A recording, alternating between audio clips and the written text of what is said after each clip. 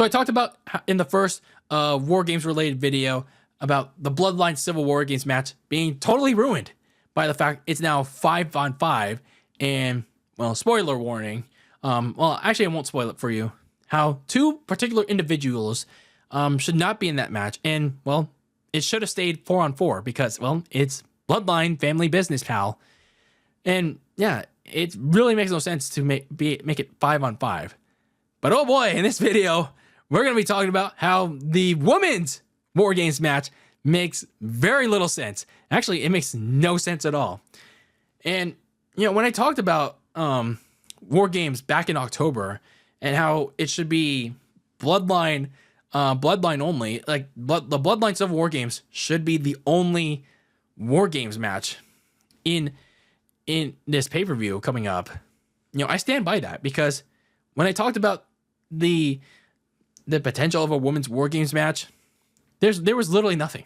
There's literally nothing going on in the women's division a month ago where it didn't warrant a women's War Games match. Like back in October, the Rhea Ripley and Liv Morgan feud was honestly really dead.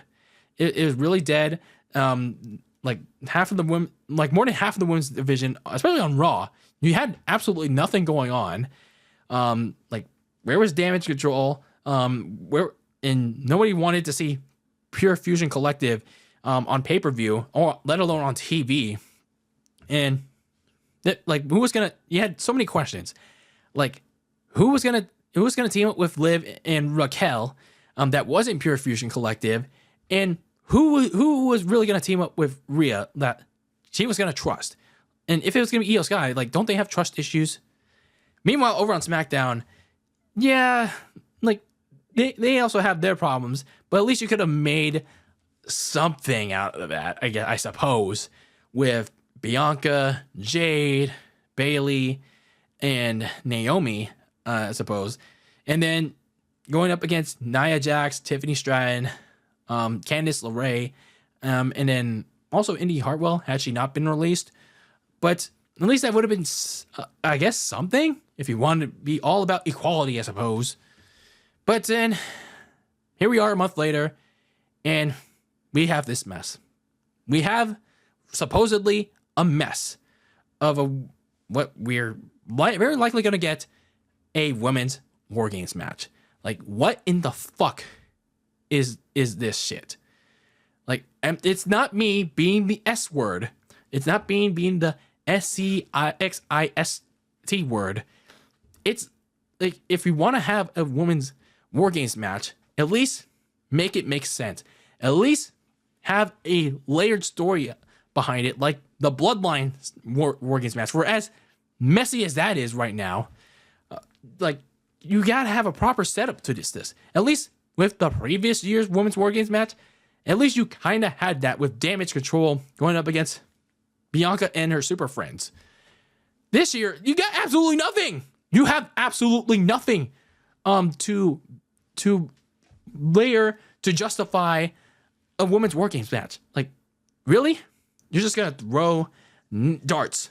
You're just gonna throw something until it sticks on the wall.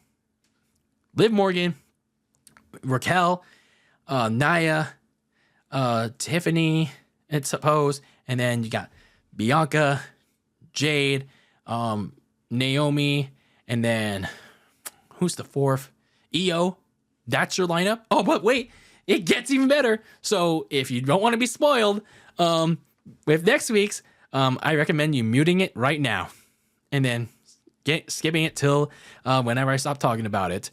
So here we go, ladies and gentlemen. Here we go. It gets even better. So next week, it's revealed that it's not just 4v4. It's not just going to be evenly T. It's 4v4. Oh, it gets better. It gets great. It's 5-on-5. It's not joining the heel side of things. It's Candice LeRae. Oh, great. Woohoo. Everyone wants to see Candice LeRae. And then on the babyface side, this is my brutality. Like, really? Rhea Ripley, after having been taken out, after having been taken out by Liv and Raquel in a brutal backstage attack, like, you couldn't have at least waited a month. You couldn't have at least waited a month to sell that orbital fracture injury. And I get it. Maybe legitimately you need, it wasn't that bad of an injury, but you couldn't have waited a month to, like, at least return from that shit. It's like, no wonder why people are complaining. It's not just, it's just Twitter. No, all of social media, Instagram, YouTube, they're complaining about that shit. They are criticizing the booking of Rhea Ripley, man. And this is not going to get any better, people. Especially considering that super team. Like, we're supposed to believe that Liv's team is supposed to beat Rhea's team. If that's supposed to be if Rhea's supposed to be the team captain. Oh, like, no, like come on here. Like, oh man. It's like, there's a reason why I'm so, like, super done with this Liv and Rhea shit. It's because that doesn't work for the Eradicator, sister. It's like, it's so dumb. And look at the whole field. Like, what? Like, look, when you look at the whole field and why they're supposed to be teaming with each other, it makes absolutely no sense. Liv and Nia were beefing with each other for the last month over a Pro Bowl championship, and Tiffany was also beefing with Liv because of Daddy Dom. And then Nia and Tiffany, you know, yeah, they have their friendship going on, but Tiffany's still teasing a cash in. And then Candace is just there. Candace is just there. And then, let me see, Raquel is also there too. Because, like, why is Nia and Tiffany trust her when Raquel cost Nia that Pro Bowl Crown Jewel championship? It's like, see? Like, why is this a thing? And then the babyface side doesn't get any better when, like, Rhea is all buddy with everybody, and then Bianca has her issues with Io that, for whatever reason, they get squashed. And then you have, like, Bianca Jade seemingly, I mean, slowly and surely starting to tease dissension. And then, like, what are we doing? Like, what are we doing? It's like, what are we doing? Like no, words cannot describe how forced, damaged, like, illogical this women's WarGames match is. Probably the most thrown together match I've seen in such a long time.